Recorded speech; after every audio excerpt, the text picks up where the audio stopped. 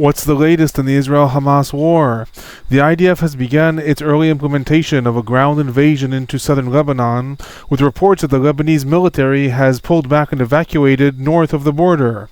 Airstrikes throughout Lebanon continue to target Hezbollah operatives and weapons warehouses, while the group continues to fire rockets into northern Israel. The United States is pressuring Israel to limit its invasion of Lebanon, with rumors surfacing that Hezbollah has named a successor for Hassan Nasrallah. I'm Alon Burstein. Let's dive deep into the latest on the Israel-Hamas War. On day 360 to the war, the substantial escalations between the IDF and Hezbollah continue and have taken another substantial escalation. As a reminder, on September 27th, Hezbollah's leader Hassan Nasrallah was assassinated in the Dahya region of Beirut, alongside a slew of other very prominent figures in Hezbollah. I will say I'm not going to go through the entire assassination here. If you're interested in details about that event, check out the previous video I uploaded on September 28th. Since then, Hezbollah has not retaliated in any quote-unquote meaningful way to the assassination, and instead there have been the usual barrages of rockets and missiles that are fired by Hezbollah each day. The IDF, in turn, has continued to escalate its attacks throughout Lebanon, carrying out massive airstrikes targeting a range of Hezbollah operatives and weapons warehouses. In addition, IDF attacks have expanded over the last several days, targeting prominent figures in other militant groups in Lebanon as well. On September 29th, the IDF targeted for the first time an area in the Sunni parts of Beirut outside of the Dahya region. Several hours later, the Popular Front for the Liberation of Palestine announced that three of its leaders, Mohammed Abdel Adel, who is the group's commander in Lebanon, as well as Abdel Rahman Abdel Adel and Imad Odeh, were all killed in that attack. Several hours later, Hamas also confirmed that in a different airstrike in southern Lebanon, Fathi Sharif, who is one of the top commanders of Hamas in Lebanon and the person in charge of coordination between Hamas and Hezbollah, was assassinated as well. The Lebanese Health Ministry reported that upwards of 136 people have been killed throughout Lebanon and close to 200 were injured in the past 24 hours in IDF attacks throughout the entire country. Amidst these ongoing attacks, on the evening of September 30th, local time in the Middle East, reports began to emerge that Israel has informed the United States of its intent to begin a quote-unquote limited ground incursion into southern Lebanon. Within hours, the Lebanese MTV news site reported that there were massive tank bombardments and artillery bombardments around the villages of Al-Hayam, Kila, and El-Wazani. Light bombs were also seen throughout the areas of Sidon and Ramish along the border. Reuters later reported the Lebanese army had withdrawn from different positions along the border with Israel, pulling further north into Lebanon. According to reports, the United States demanded that Israel severely limit any such operation, fearing a cascade into an open regional war. I will say in relation to the prospects of such a regional war, on September 30th, the Iraqi military reported that 2 Katyusha missiles were fired at an Iraqi base that houses U.S. troops near the international airport in Baghdad, and there are several other reports that indicate that militias that are loyal to Iran throughout the entire Middle East are starting to signal their quote-unquote awakening to attack U.S. interests. The Pentagon announced on that same day that several more thousand U.S. troops are going to be deployed in the Middle East in light of these ongoing escalations. Different sources in Israel have similarly suggested that the planned operation is going to be limited, aimed at tackling Hezbollah's infrastructure along the Lebanese side of the border. The intended limited scope of the operation may also be gleaned from the fact that, at least according to reports, the Lebanese army has evacuated to a 5-kilometer line that is roughly 3.5 miles north of the border with Israel.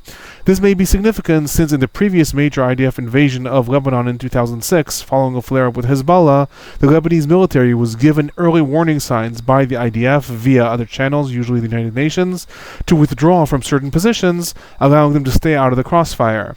Thus, it is possible that at least at this stage, Israel has sent the message that its operation is going to be limited to a 3 or possibly 4-mile radius within Lebanon. At this point, even if that is the case, that is obviously just the planning. That does not mean how the operation is actually going to unfold. No official statements were made in Israel about the invasion. However, the IDF did declare several areas in northern Israel, specifically Metula, Misgav Am, and Kfar Giladi, as closed military zones. Sky News in Arabic also reported that the IDF has called upon Lebanese civilians in several areas throughout southern Lebanon to evacuate. Different reports are suggesting that the IDF may have crossed the border. This was specifically reported in El Arabiya, but then that tweet was deleted. Other reports have said that this has not happened yet. However, there is massive artillery fire and tank fire along the border. Either way, it is very clear that the invasion of Lebanon by the IDF is imminent, if not already underway. Meanwhile, the Lebanese Prime Minister Najib Mikati issued a statement today amidst these escalations, stating after a meeting with the Speaker of the House, Nabih Berri, that Lebanon is prepared to implement UN Security Council Resolution 1701, this is a resolution from 2006, and deploy the military south of the Litani River. I will say, UN Security Council Resolution 1701 calls for a complete withdrawal of Hezbollah to north of the Litani River and a deployment of the Lebanese army along the border. This has been part of the diplomatic resolutions that were proposed by France and the United States since the escalations began. It's important to note this is not the first time that Lebanon has accepted that such a deal will be implemented. Both the Lebanese government and Israel have signaled their acceptance of such a resolution.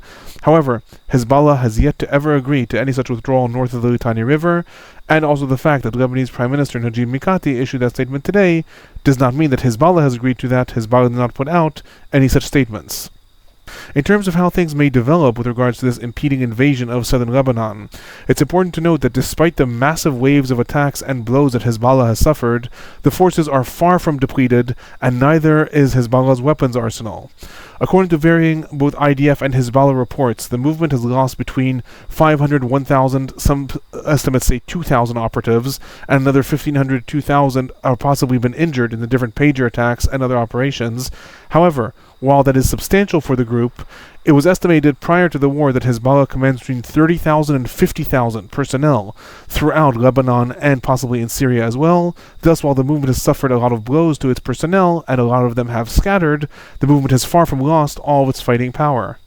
Similarly, massive airstrikes continue to be carried out by the IDF, targeting the Hezbollah warehouses of weapons arrays and different missile arrays in areas throughout the Bekaa Valley, Baalbek, all across southern Lebanon.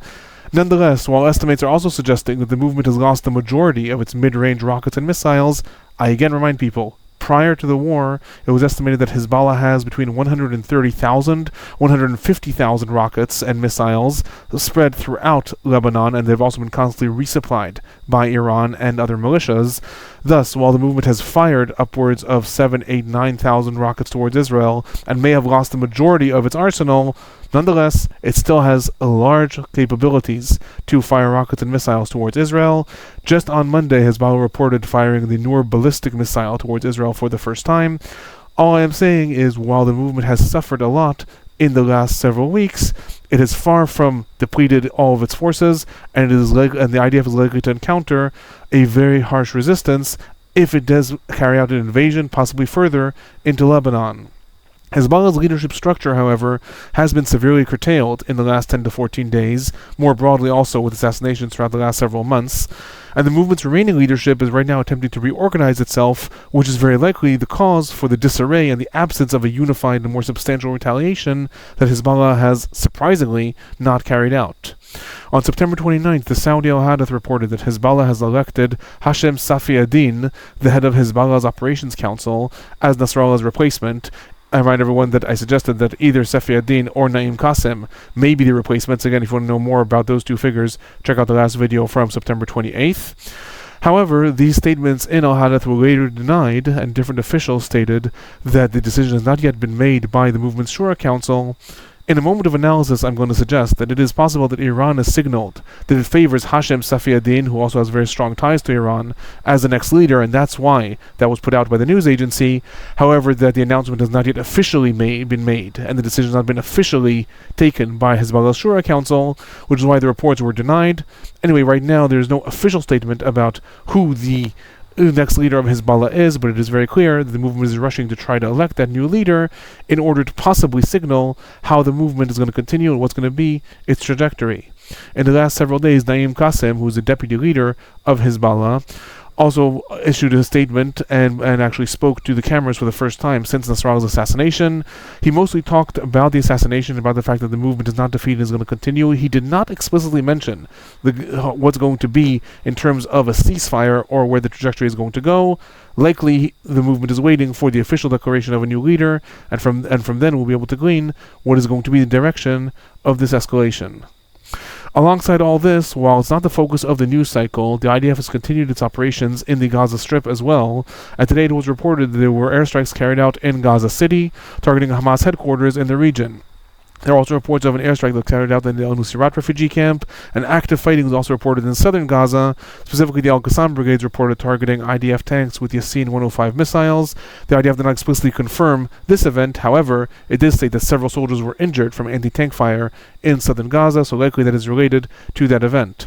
Right now, the active fighting is mostly concentrated around the Netzarim corridor. That is the area that the IDF maintains that divides the Gaza Strip from the northern part to the southern part, and along the Philadelphia axis, where the IDF has also set up positions. There's no active fighting that is going on within the different Palestinian cities right now. Most of the ongoing escalations there relate to airstrikes that the IDF is carrying out. As a reminder, in terms of casualties in the Gaza Strip, the IDF is reporting that since the invasion of the Gaza Strip, i.e. the soldiers that were killed in Gaza Strip during the invasion, 346 have been killed and 2,298 have been injured. In turn, the Palestinian Health Ministry in the Gaza Strip is reporting that since the war began, 41,615 Palestinians have been killed in the Gaza Strip and 96,615 have been injured. I remind everyone that the Palestinian Health Ministry in the Gaza Strip does not distinguish between militants and civilians. It simply reports the death count in the Gaza Strip. According to the last reports that were published by the IDF already more than a month ago, the IDF stated that it estimates that some 17,000 militants have been killed in the Gaza Strip since the war began.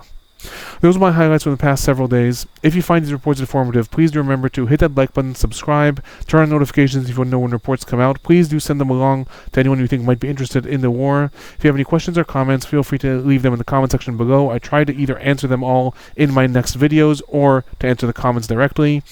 I am Alon Burstein. I'm a visiting assistant professor and an Israel Institute fellow in the Department of Political Science at Tufts University. Thanks for watching.